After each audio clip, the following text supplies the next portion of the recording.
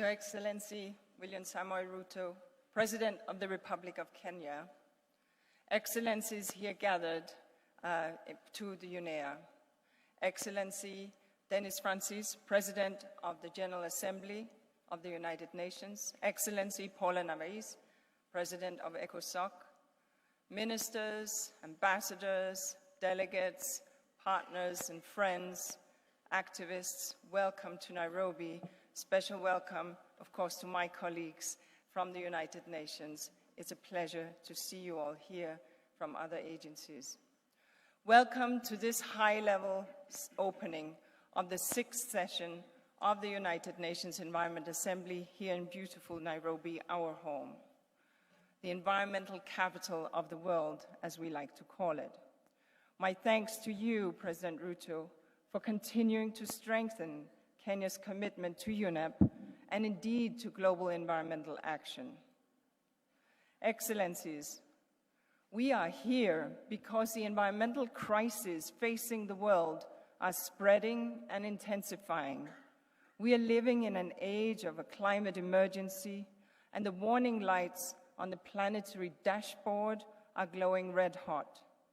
We are living in an age of withering nature, of dying lands and vanishing species. We're living in an age of a planet and people poisoned by chemicals and plastic, by waste and pollution of all kinds.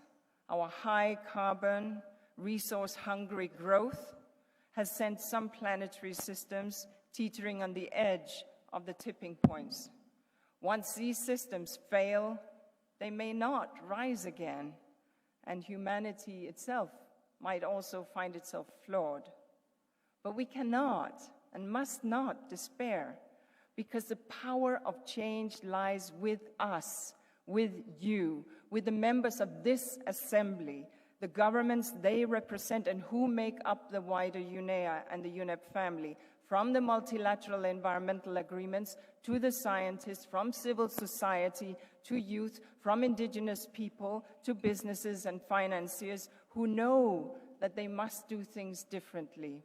We, this big global family, must stand together and push back against that triple planetary crisis, the crisis of climate change, the crisis of nature and land loss, and the crisis of pollution and waste, to create space for the climate to stabilize, for nature to recover, and for us to deal with pollution, and in so doing, providing the basis for our economies and our societies to flourish, and to flourish sustainably.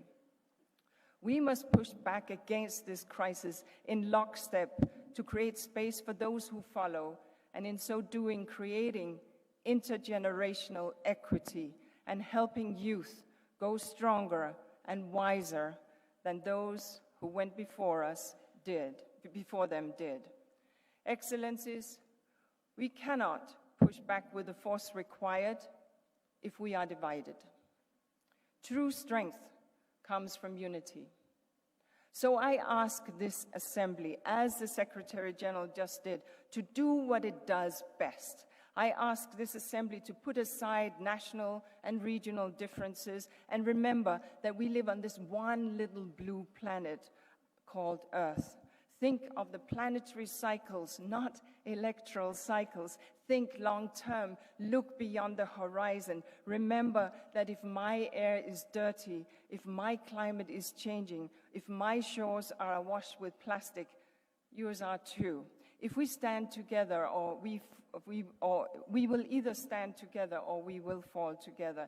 That is inclusive multilateralism. So I ask this assembly to once again show the Nairobi spirit, that spirit which we believe lives here on these rolling hills in Gigiri, that spirit that 2 years ago put us on a path to end plastic pollution.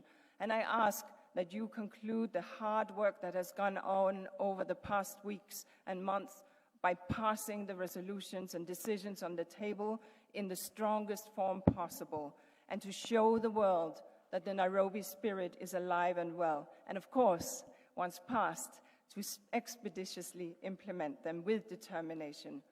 But I also ask you to recall that this assembly is more than just a set of resolutions or decisions. This is where the global community gathers to think and to dream bigger, to reimagine how we can work better and smarter and harder and faster together to hold the future that we want in our mind's eye and to make it happen. We saw that vision yesterday when the many multilateral environmental agreements that set the global guardrails on the environment came together here in Nairobi for the first time. It was a bit of a family reunion. They sought ways to lift each other up, to unite, and to become more than the sum of their parts. These agreements have already delivered many results. Let's recall some. Protecting the ozone layer. Many species and huge areas of land and sea protected. Slowed the rate of climate change. Raised the profile of desertification and land degradation action. Eliminated toxic substances dangerous to human and planetary health, and much, much more. Made in UNEP, these MEAs are making massive progress wherever they are and really delivering on environmental multilateralism. If they can do, they are here, and by unifying their efforts and by following suit, we can make a much stronger future that we all want become reality. Excellencies, as I said, we are living in an age of intensifying environmental threats, but we are also living in an age of cascading commitments, hope, and action. The environmental movement, as embodied in this assembly, is bigger than ever, stronger than ever, more united than ever. We can push back against the triple planetary crisis if we show unity of purpose at this assembly and beyond. We can purpose to shun fossil fuels and look towards renewable energy sources, purpose to conserve and restore the natural world and our lands, which gives us life, purpose to keep harmful chemicals, pollution, and waste out of our ecosystem, and yes, out of our bodies. This is our great task, the most important one we will ever undertake. Billions of people are depending on us to succeed. Let's not let them down. Thank you.